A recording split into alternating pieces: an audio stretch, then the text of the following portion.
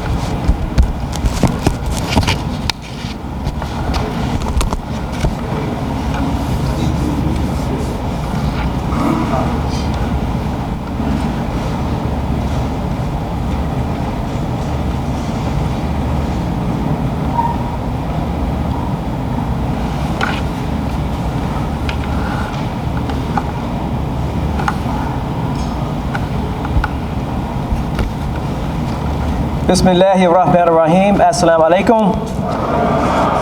Let us open up with Al-Fatiha. A'udhu billahi minash shaitanir rajim. Bismillahirrahmanirrahim. Alhamdulillahi rabbil alameen. Ar-Rahmanir Rahim. Maliki yawmiddin. Iyyaka na'budu wa iyyaka nasta'in. Ihdina as-siratal mustaqim. Siratal ladhina an'amta alayhim. غير المغضوب عليهم ولا الضالين. Amen. If we will now ask everyone to stand, we will do the pledge to the flag up here on our banner.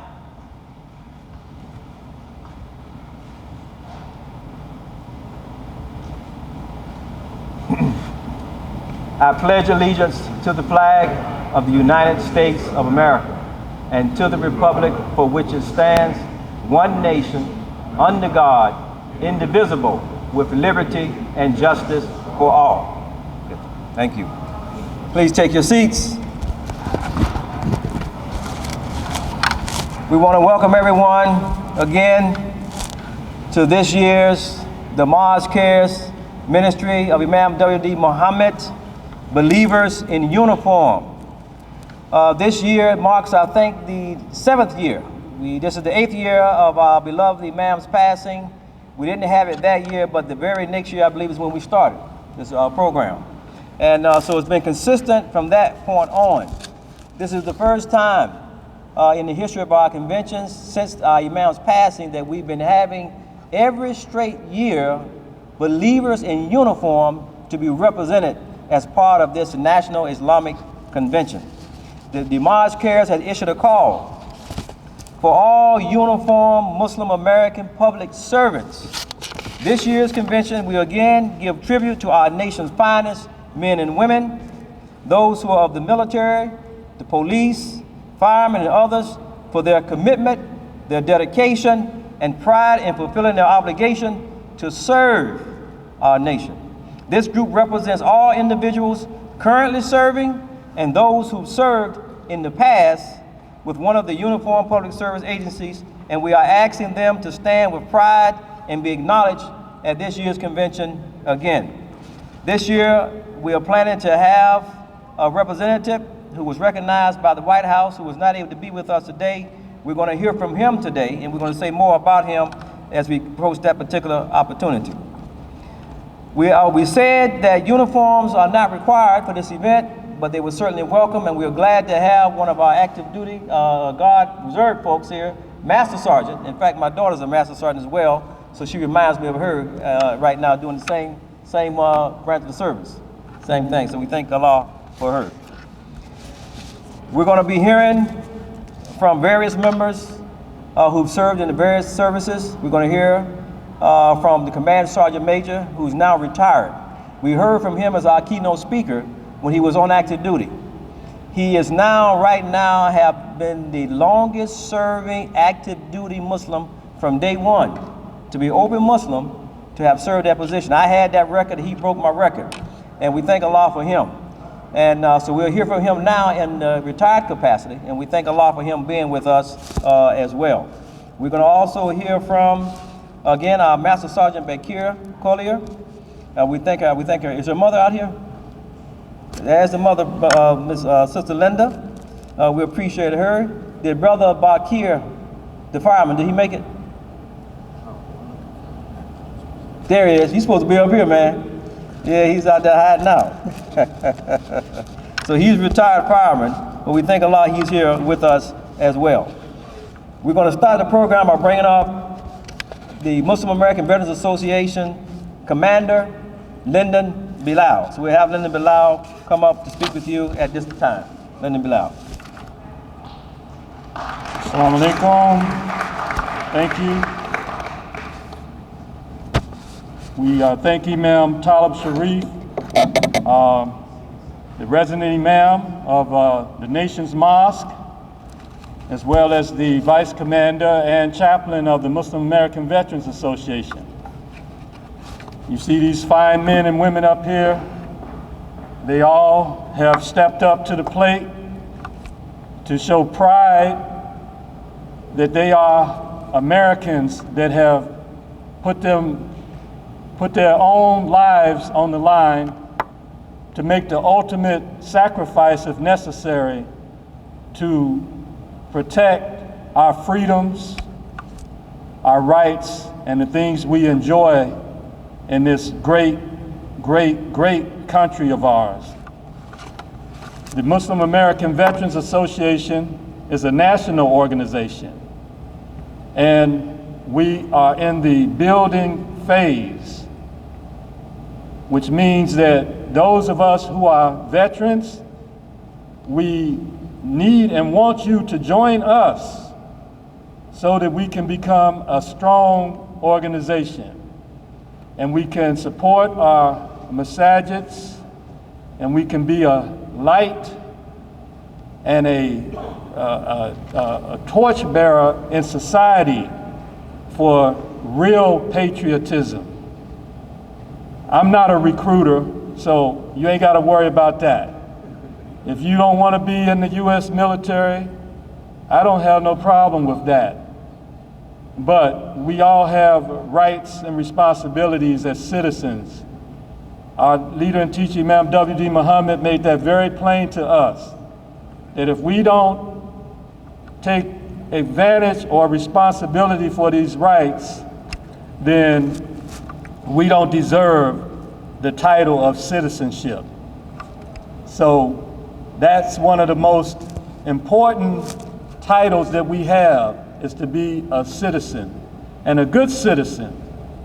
Prophet Muhammad sallallahu alaihi wasallam is our model, and he set the standard for what we should do in peace, which is the title of our religion, Islam, and if we have to go to war. He set the ethical standard for us, and not only for us, but for America. And if we go back to the first country that recognized America's right to exist, we know that was a Muslim country, Morocco. And they were the first, and that's history, that's on record. For a minute, I just want to let some of us know who don't already know about the Muslim American Veterans Association, because there are some misconceptions out there. One of them is, do you have to be a Muslim to be a part of MAVA? The answer is no. But you can't be an officer in the organization unless you are a Muslim. So therefore, I know everybody in here knows somebody that was in the U.S. military. You got a brother, a sister, an uncle, a cousin, a neighbor, a friend. Encourage them to join our organization, because in our organization, you won't find no foolishness. We're not out trying to get drunk. We're not out trying to take each other's spouses. We about the business of being the best American citizens and the best support for the good of America that there can be. And we're deserving of that.